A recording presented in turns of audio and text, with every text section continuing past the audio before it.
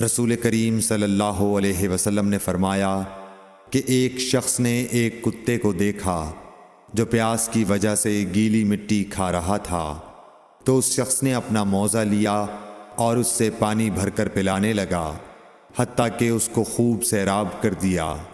अल्लाह ने उस शख्स के इस काम की कद्र की और उसे जन्नत में दाखिल कर दिया। सही बुखारी हदीस नंबर 173।